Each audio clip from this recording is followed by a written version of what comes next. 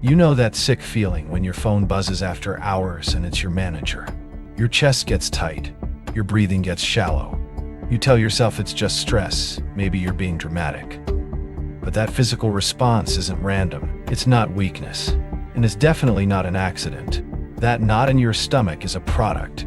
Specifically, it's a nervous system response that was carefully installed through months of micro-compliance training. And right now, as you're listening to this, that trained response is generating profit for someone who will never know your name. Every Sunday around 4 p.m., something shifts in your body.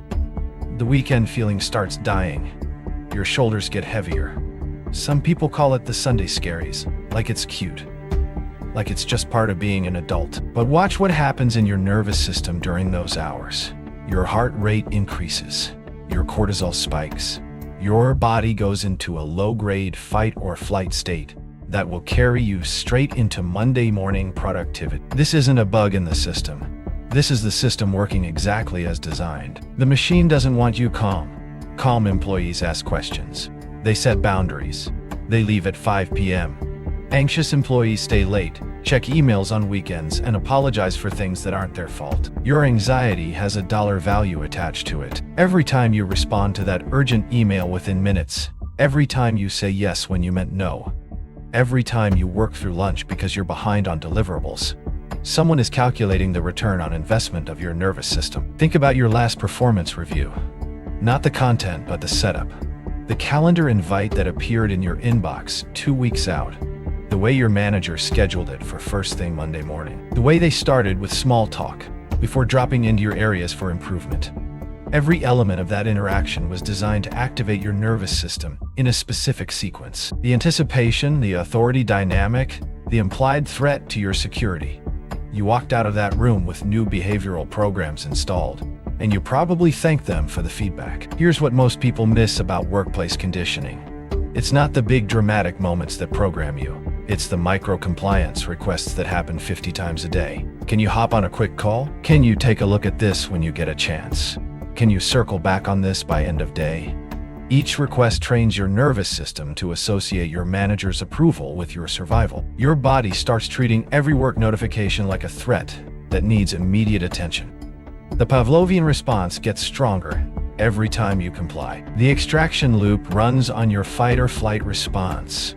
When you're in a chronic state of low-level panic about deadlines, deliverables, and performance metrics, your prefrontal cortex goes offline. You stop thinking strategically about your own interests. You stop noticing how many hours you're actually working.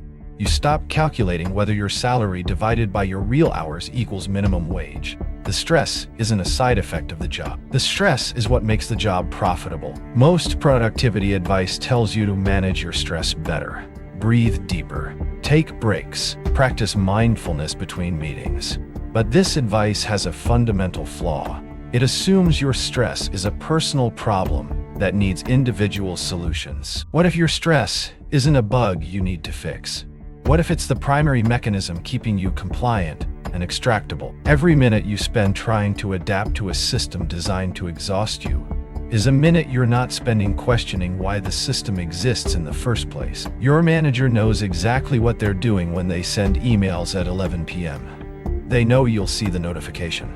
They know you'll lie awake wondering if it's urgent. They know you'll check it, even though you'll promised yourself you wouldn't. This isn't about bad boundaries or poor work-life balance. This is about operant conditioning.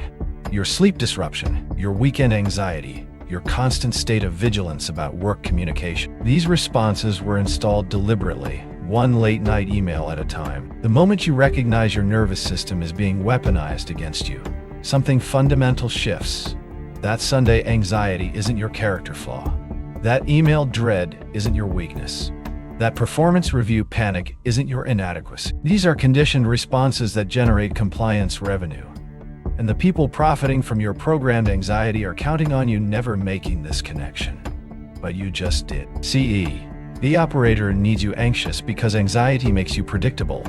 When your nervous system is activated, you default to compliance behaviors that can be harvested. That sick feeling when your manager schedules a quick chat. That's not intuition warning you about danger. That's a trained response that makes you more likely to say yes to overtime, to skip lunch, to apologize for boundaries you haven't even set yet. The machine has turned your survival instincts into profit margins. Your Sunday scaries aren't happening to you. They're happening for your employer. That dread builds anticipatory compliance that kicks in Monday morning. You arrive already apologetic, already grateful, already willing to absorb whatever gets thrown at you. The weekend anxiety isn't a bug in the system. It's the feature. It's prep work for extraction. Every Sunday at 4 p.m., your nervous system starts generating Monday's productivity metrics. Here's the part that'll make your stomach drop. The reason stress management techniques fail isn't because you're doing them wrong. It's because reducing your stress would break their business model. A calm employee negotiates better salaries. They recognize unreasonable requests. They leave at 5 p.m. without guilt.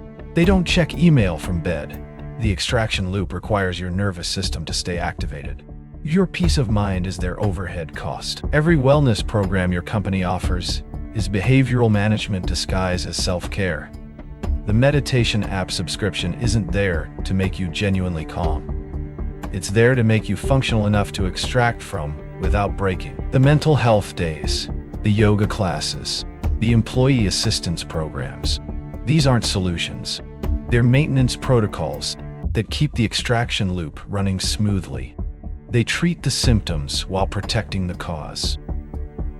The countermeasure isn't learning to cope better with extraction. It's learning to detect when extraction is being attempted. Your body knows before your mind catches up.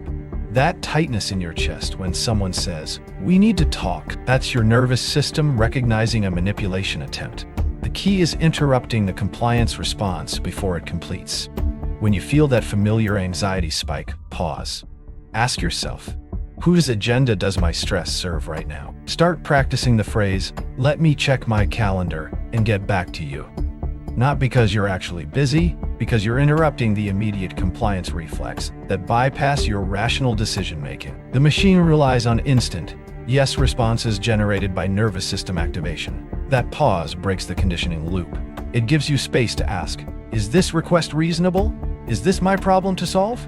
What happens if I say no? Your anxiety was never the problem.